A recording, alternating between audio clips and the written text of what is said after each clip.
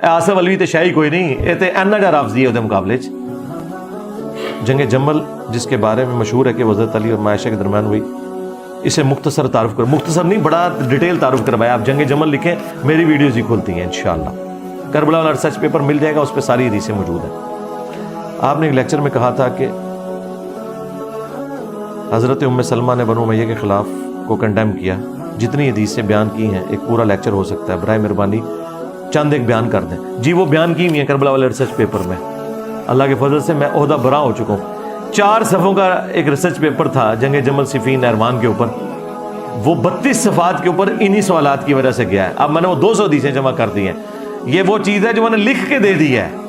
کہنا نا جڑا تے لکھ کے دے, ہاں کہنا نا یہ وہ ہے جو میں بیان بھی کیتا ہے ویڈیو جو لکھ کے بھی دے دیتی ہے. اگلی گل کرو, کیا حضرت ابراہیم کے والد کافر تھے؟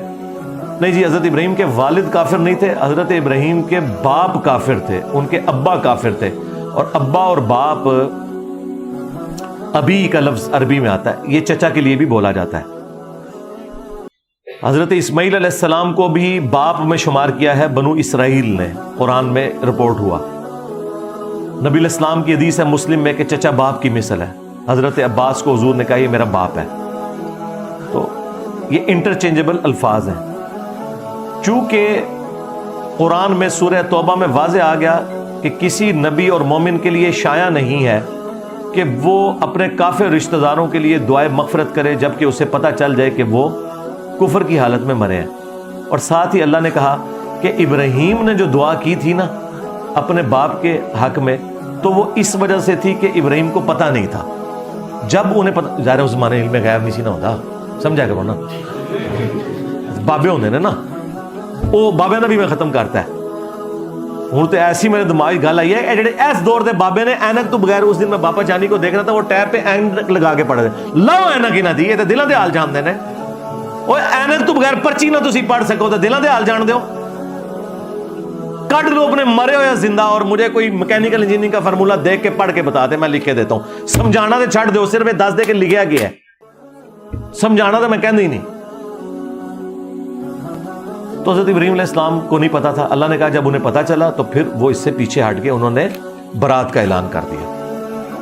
اب قرآن میں واضح ہے کہ انہوں نے برات کا اعلان کیا ہے, لیکن سورہ ابراہیم میں آتا ہے کہ حضرت ابراہیم علیہ السلام نے کیا دعا کی تھی کہ اے اللہ تمام تعریفیں تیرے لیے ہیں جس نے مجھے بڑھاپے میں اولاد دی, اسماعیل اور اسحاق. ٹھیک ہے, اور آلموسٹ اس وقت 90 پلس ان کی ایج ہو چکی ہوئی تھی. اس وقت جا کے وہ دعا کر رہے ہیں, اور قرآن پہلے ہی بتا رہا ہے کہ جیسے انہیں پتا چلا نا کہ ان کا باپ کافر ہے تو وہ اس سے پیچھے ہٹ گئے. کلیئر ہو گیا. لیکن بڑھاپے میں جا کے اب دوبارہ تو ان کو اپنے باپ کے لیے دعا نہیں نہ کرنی چاہیے. اگر باپ سے مراد والد ہو تو ساتھ ہی دعا آئی ہے, رب اجعلنی مقیم الصلاۃ ومن ذریتی ربنا وتقبل دعاء ربنا اغفر لی ولوالدی ہاں وللمؤمنین یوم یقوم الحساب. یہ کیسے ہو سکتا ہے کہ ابراہیم ایک کام سے توبہ کر چکے ہیں اور پھر وہ بڑھاپے میں اپنے والد کے لیے دعائیں مغفرت کر رہے ہوں؟ تو اس کا مطلب ہے کہ وہ جو باپ تھا نا آزر, وہ چچا تھا, ورنہ بڑھاپے میں انہوں نے والدیہ کہا ہے. تو اس کا مطلب ہے حضرت ابراہیم کے والد کافر نہیں تھے.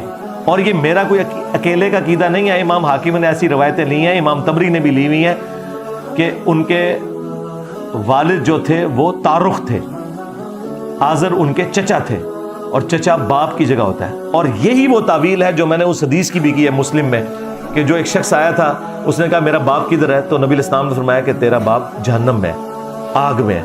وہ روتا ہوا وہاں سے اٹھا, تو جب وہ جانے لگا آپ نے اسے واپس بلایا, آپ نے فرمایا تیرا باپ اور میرا باپ دونوں جہنم میں.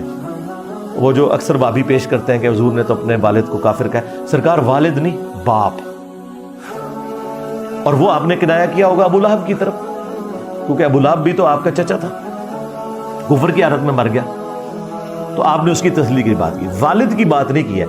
اور عقل کے اندھوں سے پوچھو کہ جو والد اپنے پیغمبر بیٹے کی پیدائش سے پہلے ہی فوت ہو چکا ہے, اس کے اوپر شریعت کہاں سے تم نے لگا دی ہے؟ جبکہ قرآن میں آیا کہ وما كنا معذبین حتی نبعث رسولا, ہم کسی کو عذاب نہیں دیتے جب تک کہ رسول مبعوث نہ ہو جائے. اور قرآن میں آیا لِتُنذِرَ قَوْمًا مَّا أُنذِرَ آبَاؤُهُمْ فَهُمْ غَافِلُونَ، اے نبی ہم نے آپ کو وہاں پیغمبر بنا کے بھیجا ہے جن کے آباء و اجداد کے پاس کوئی پیغمبر نہیں آیا تھا۔ تو بالکل کلیئر ہے، حضور کے والدین اہل فطرت میں سے ہیں، لہٰذا ان کے بارے میں بکواس کرتے ہوئے اپنی زبان کو لگام دیں۔ ہم حدیثوں کی تعویل کرتے ہیں کیونکہ ہمیں کوئی روایت مجبور نہیں کرتی کہ ہم قرآن اور سنت کے خلاف کوئی عقیدہ رکھ لیں جبکہ دوسری طرف تعویل ممکن ہو۔ تو اس لیے میں نے مسئلہ 98 آج سے 10 سال پہلے اس کے اوپر ریکارڈ کروا دیا ہے سرکار۔ تسی کے سمجھ دو کہ تسی کو بڑا نویکلا سوال کرتا ہے، 10 سال پہلے تو ویڈیو ریکارڈ ہو چکی ہے۔ سناؤ۔